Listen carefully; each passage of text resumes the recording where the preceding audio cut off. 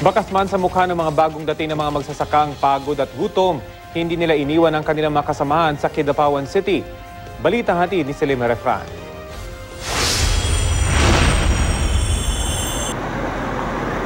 Sa pinammga karton at trapal, natulog sila sa tabi ng Kidapawan National Highway. May mga bata at matatanda, lahat kanya-kanyang pumamaluktot, bakas sa mga muka, ang pagod at gutom. Nagtitiis na kami dito, ma'am, para mabigyan kami ng bigas. Hirap naman talaga, ma'am, kung mag-uwi kami, kung hindi kami makadala ng bigas. Mainit na talaga sa amin. Wala nang matanim kasi walang tubig.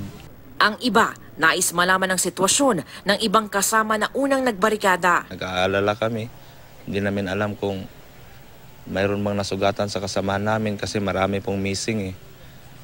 Kaya dun sa namatayan na kasama namin, humihingi po kami ng hustisya. Bantay sarado pa rin ng pulisya ang lugar kahit gabi. Ayon sa pulisya, nakakuha sila ng impormasyon na may nagdadala na naman ng mga magpoprotesta matapos magsiuwi ang mga katutubong magsasaka. Selima Refran, GMA News.